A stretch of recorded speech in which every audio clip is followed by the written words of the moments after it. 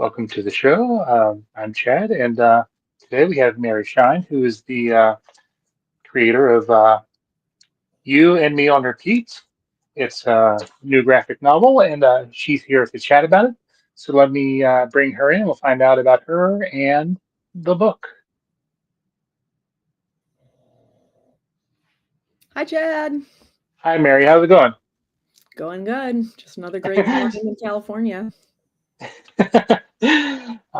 So before we get, you know, talking about the book, tell us a little bit about yourself as a, comic or cartoon reader and as a, as a creator in general.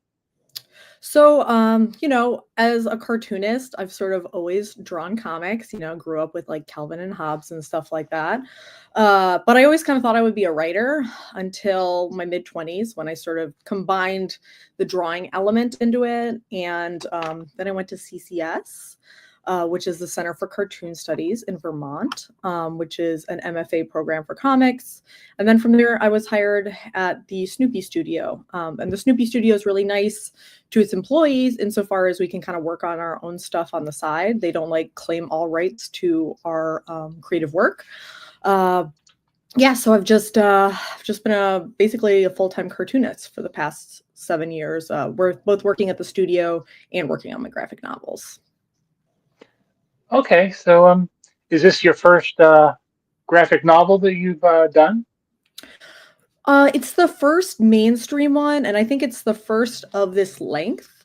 I Hmm. previously self-published one that was, I think it was 84 pages, called Get Over It, and I self-published that in 2019 using the Bookmobile publishing service, which if you're looking to self-publish, Bookmobile is a great way to go. Also because they have domestic printers, which is a very big thing at this point.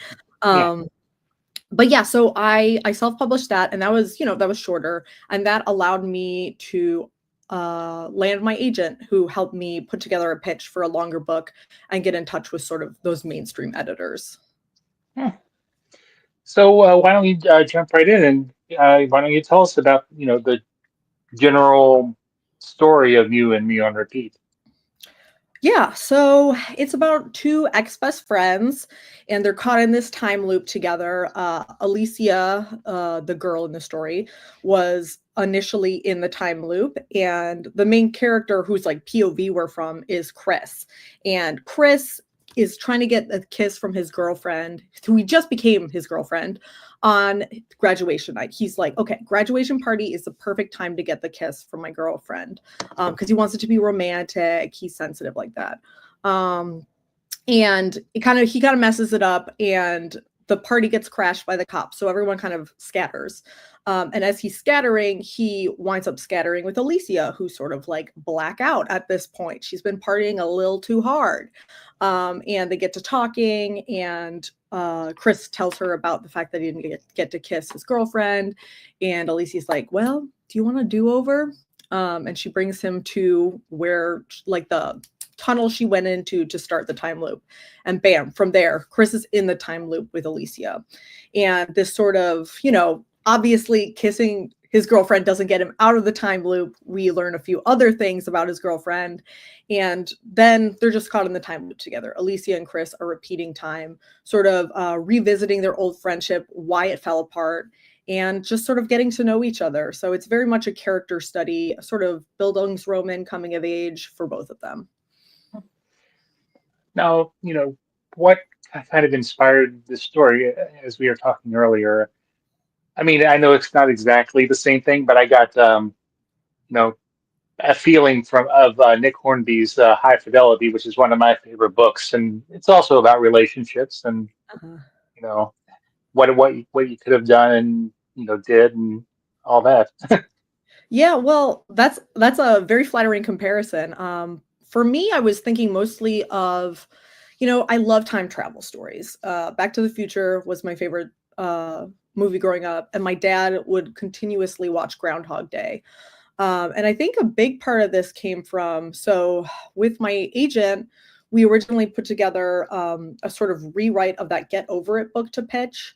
But for whatever reason, we decided, oh, this isn't really the right time for Get Over It. So let's start a completely new pitch. And I was totally ready for a new pitch because I've been working on Get Over It for a really long time.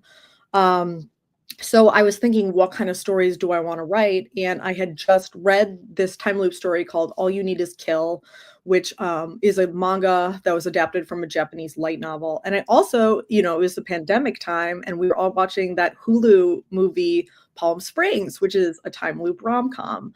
Um, so I kind of wanted to write one of those stories. And in addition to that, I wanted to I'm from the northwest suburbs of Chicago, which is where, famously like all those John Hughes movies are set. So I wanted to make a story that was sort of like those, and it's like light, fun, teen time, without those John Hughes movies are very of their time. So I Hmm. can update them a little bit. Okay. So tell us a little bit more about the main characters of the story. And are they are they based on any of your experiences, or when are they how are they based, or how did you create them, I guess? Totally. So Chris is like very much just sort of Chris is based a lot on me. Chris O'Brien, he's, I'm Mary Shyne. We're both actually Brian was supposed to be my main name if I was born a boy. Which Brian Shine, that would have been a nightmarish name to carry through life. But so Chris is very much sort of how I was in high school. I was sort of raring to get out of my small town and go to the city, get into college. I felt kind of like claustrophobic about my hometown. And Alicia is based on like sort of a lot of friends that I had in high school who, you know, lived a very different life than I did, but we were still really good friends. And being friends with them, I saw, different ways of living in life. And also, Alicia is kind of based off my mom because my mom was one of seven kids. So she had to basically be the oldest sibling raising her brothers and sisters. And so you get that complicated thing where, your parents are sort of depending on you because they're like stretched so thin. And obviously, some resentment can build, but these siblings are still like, their own people who are interesting and loving, and you're watching them grow up. So that's where those two characters kind of came from, sort of me and then like other people I've met in life. Yeah, I sure. think that's true of like all characters that are created, though, right? Yeah. Well, I mean, you got to draw from what you know, I guess. Totally. So I noticed that, as we go through different loops, they're different. You use different colors. I think that was pretty nifty and pretty cool because it helps kind of tell you where you are in the story. How did you come up with kind of that idea? Is there something significant about the colors, or? So this idea came from reading The Magic Fish by Trung Le Nguyen, Win rather, sorry. And the way that he did his story was, so there was like a narrative set in fantasy, there was a narrative set in the present, and there was a narrative set in the past. And for each of those narratives, as they wove together, each of them had their own color palette. And I was like, "Ugh, that's so smart, because you really know where you are in the story." And I think for a time loop story, especially one that's visual, if you don't have those color indications, it can get really confusing. And actually, it got confusing writing it. I had to get an Excel spreadsheet to kind of like order the different time loops and say what happened in them and what color they were, because I kept like, tripping over myself with continuity. And also, it's a little bit of a cheat because I think a lot of mainstream YA or middle grade books, there's this desire for them to be full color. But I grew up with manga, so I really love black and white comics that are just kind of like lean on tonality and like spot blacks instead of full color palettes. So this sort of allowed me to stay within that black and white tonal universe while still doing full color. And so, when you're doing the art, do you work digitally, or like a hybrid method, or how's So Oh man, I used to I used to ink by hand, which I wish I still had the time to because there's literally nothing more calming than watching ink dry on Bristol. There's something about it that like it just hits something in my brain. Um, but unfortunately, like the whole scanning time, cleanup time, it's just when you're making a 200-page book on a tight deadline, there's not really that much time for that. So I do everything digitally. I thumbnail and pencil in Procreate, and use those perspective rulers heavily for my backgrounds. And then for my inking and coloring, I bring it into Photoshop because I could a lot of people have been encouraging me to try out Clip Studio, but I just feel like there's such a learning curve. Every time I go into Clip Studio, I'm like so overwhelmed. And I do use Clip Studio because sometimes I'll pull my inked file into Clip Studio to add speed lines and like action lines and bursts. But then I pull it back into Photoshop and I trace over with digital ink. I trace over those lines because I really don't like the sort of vectored look that you get. But yeah, I mean, I dream of having a completely integrated process all in one program, but that's just not how it is right now. So other than, as you mentioned, keeping the loops straight, were there any other challenges that you kind of that you faced and had to overcome while making the project? I'm trying to think, did I have any like big blockers? I was, this ran pretty smoothly. I was really pleased. My editor, Brian Geffen, had so much trust in like my narrative instincts and my instincts for how to draw a comic that his edits, when it was feedback, I rarely pushed back on it. Most of the time he gave me feedback and I was like, oh yeah, that makes a lot more sense. And he was the one like helping me keep continuity in order, because otherwise that's just flying out the window. Um, but roadblocks, I mean, it is, working a full-time job and then doing a graphic novel at the same time. I will say I am pretty much working all the time. I'm working on the weekends, I'm working after work. My fiance set up a little desk and table, set up in our bedroom so he can watch TV while I work. So, we don't spend too much time apart. But for me, I mean, I enjoy working. I think what has just been the added layer of like doing the social media promotion has like just thinking about when to post things and like what video you want to make, that has added like a little extra layer of chaos. But I don't think that'll be forever, because right now we're kind of in the run up to the debut, and then we kind of back off and go back to my life of drawing comics and doing my day job. Yeah. So were there any other characters in the book that you became, besides the two main characters, that you became attached to or enjoyed writing? Yeah, actually, so there's these background characters that I really love drawing here. Thankfully, I have this right by me. They're like these two friends that they just seem like they're fun guys at a party. I don't even I think one of them in my mind I named Manuel, and then another one, I don't know, I'm trying to find this. Oh, here they are. Um, these two guys. I love these guys. I was constantly drawing them in the background. Yeah. They look like they're just having a fun time together, They're having a Do great you think senior year. do you think there's a potential story for to kind of bring those two into or Maybe. I don't know. Right now I'm sort of working on the next graphic novel, which is a whole new set of characters. Hmm. But in this story itself, other characters that I really vibe with. I really liked Andy, Chris's girlfriend. I just love drawing her character design with like the loopy hair. She is so much fun to draw. Here she is. And yeah, actually, I've definitely taken her character design and used it for other characters. I don't know if you're familiar with Osamu Tezuka, the Astro Boy guy, but Yeah. his whole thing was he had like this cast of characters. So they were just the same character model that played different roles across different narratives that he did. And I feel like I sort of unintentionally do that as well, just because I start liking how I draw. Like I like to draw certain characters and certain face shapes, and then I'll just, put like infuse them with a personality. Mhm. Yeah, definitely. So, um,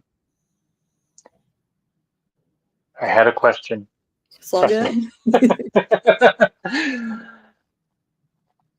So, was there when you were doing the loops, uh, and you said you had a difficult keeping things straight, but how did you try to mix, up the loops to make them kind of different, or what was, I guess the focal point was him trying to get the kiss. Hmm. Am I correct? So, Right in the beginning, totally. right. So, you know, what, you know, they seem to be very inspired by very certain things. Can you talk a little bit about those Oh, just without like giving too much away? right, the different activities that they did in different loops. Yeah. Yeah, I mean, I was just thinking about if I had been a teen caught in a time loop, what would I want to do? In one of the loops, they like drive all the way out to somewhere in Denver. I think it's like the Bells.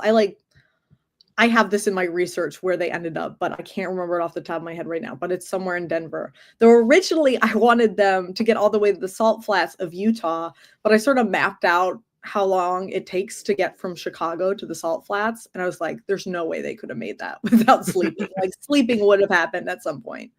Um, and then I also thought about, you have that. There's of course a montage scene where they're doing crazy things across the time loop because you got to have that in a time loop story.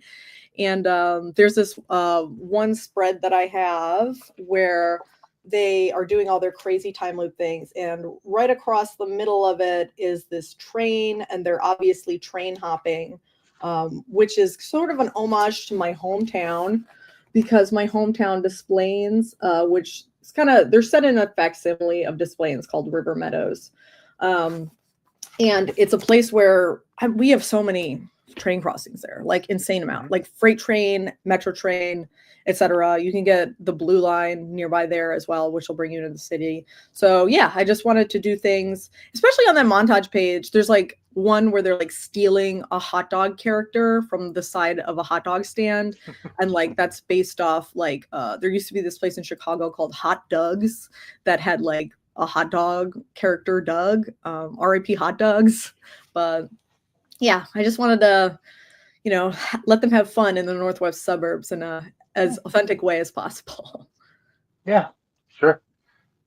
So, how you said this was your first graphic novel of this length, compared to the 80 some pages when you did.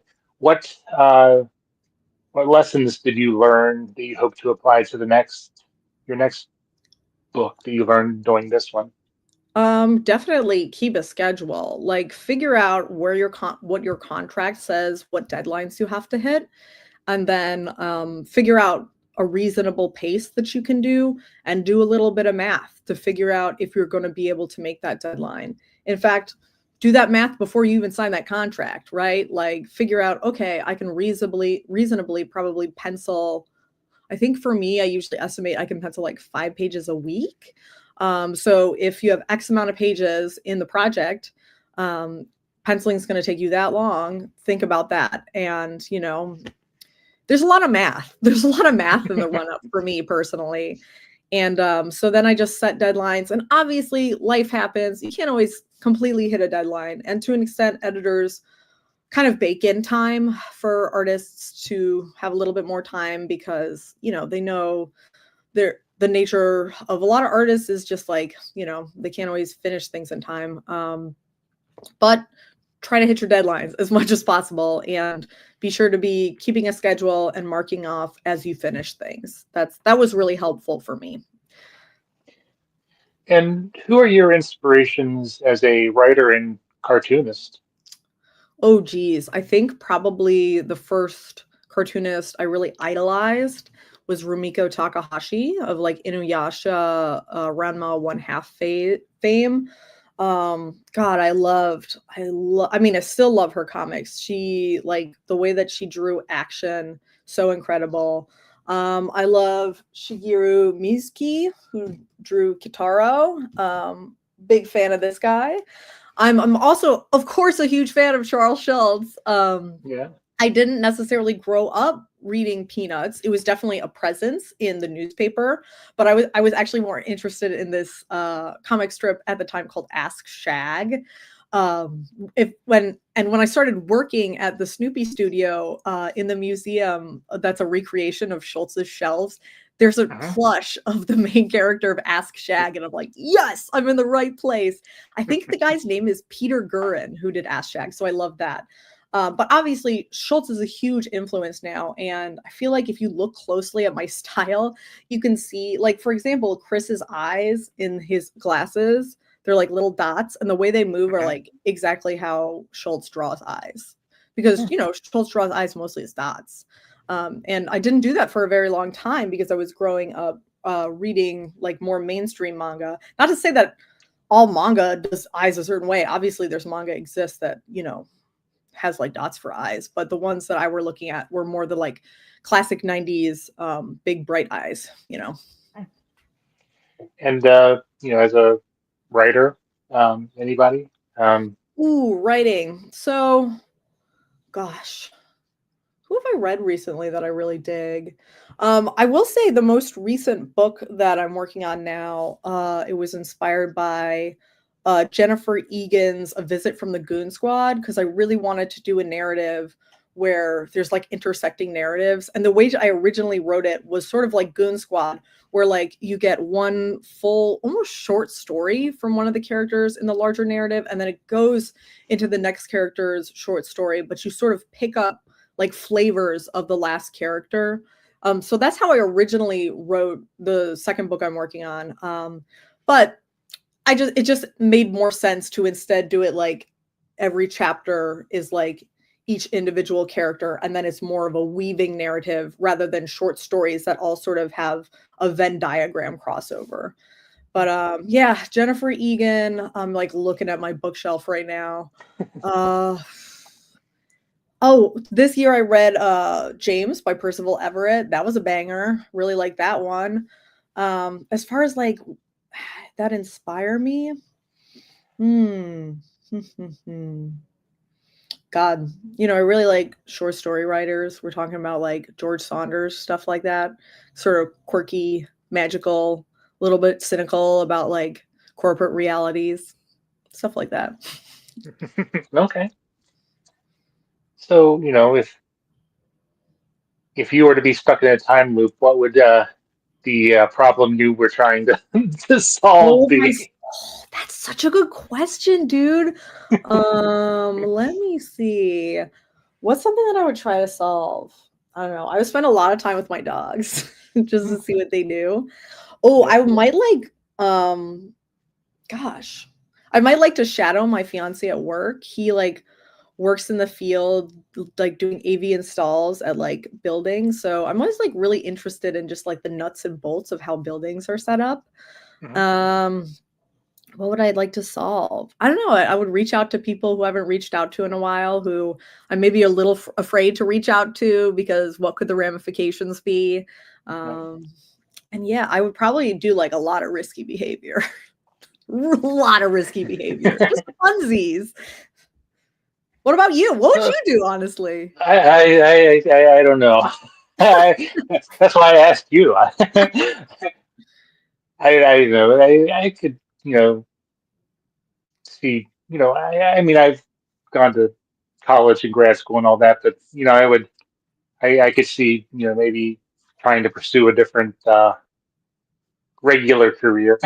Totally. Yeah, because I mean, in Groundhog Day, famously, like Bill Murray learns how to play the piano virtuistically, right? So Yeah, you could just acquire an insanely cool new skill. yeah, definitely. What do you hope that readers take away from the book? Um, Just an open-mindedness to like the fact that everyone's coming at the same set of circumstances with a different background, just that, people are flawed, and everyone's flawed, and that's kind of just how it is, and try and understand where they're coming from, and yeah, I don't know, just more humanity, I guess. Yeah. That would be great right now. So and not to give any too much away, but the the book ends, I would say, open ended. Hmm. Do you? I mean, not that it's going to see print, but in your mind, do you have like a final loop? You know, so I don't know about a final loop, but I was talking to my friend Maya, and asked me if I thought I was going to have a sequel because, with a lot of these YA middle grade books, they want you to do like two, three books or something. But I only Mhm. sold this as like a single book. And I didn't really think about sequel potentialities, but Maya said, "What if like they're like in college, they've broken up, they think they're never going to get back together again, and then like their future selves come out of nowhere, like from another time traveling device, and like, you're together in the future, you have to solve XYZ thing." I was Ooh, I like that. We're doing a little bit more Back to the Future Yeah. 2 versus Groundhog Day. So now I've been kind of thinking about that. So thanks, Maya. But yeah, I don't know. I really love these characters. I love drawing them. They're kind of like, once you draw characters a lot, they're kind of like in your hand, and I feel like they're in my Mhm. hand at this point. So I would love to draw them again. But the book I'm working on now, which I already sold, I'll be working on that for the next 3 years. So I'll be with those characters for a while. But who knows? I mean, a career of a graphic novelist can be convoluted and have a lot of different things going on. So I don't besmirch any possibility. Definitely. Is there anything else you wanted to mention about the book that maybe we didn't cover? Um, Not really. Just I Sure. hope you like it. I hope everyone enjoys it. Why don't you give one final pitch for the book? Yeah. Sure. If you love time loops and you love kissing, you're gonna love this book. And where can people find you on the social media? I am across social media, Mary Shyne online.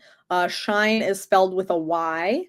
So yeah, Mary Shine online. That's where I am. I had to like before I went on this like promotional cycle. I had to kind of unify all my social media into one name, and Mary Shine just alone was already taken, alas. So I'm Mary Shine online. And so when does the book release? Do you know or? Comes out May 13th. All So right, so it's coming up. yeah, just a little under 2 weeks now, which is crazy. I'm actually flying back to my hometown tonight. I'm taking a red eye, and I'm going to be speaking at my high school, which is crazy. My English teacher, my newspaper journalism teacher, set up this for me to talk to students, and I'm really excited for that. Also, very nervous. Like I'm like these teens are going to razz me so hard. Who knows? I hopefully I'll get to see some of their comics too, because man, teens make the best comics. Yeah. All right. Well, I want to thank you for taking the time today to talk about the book, and I really enjoyed it, and hope it does well, and we get to see more from you. Awesome. Thanks so much, Chad, and I'll be watching your channel. All right. Thanks, and have a good day. All right.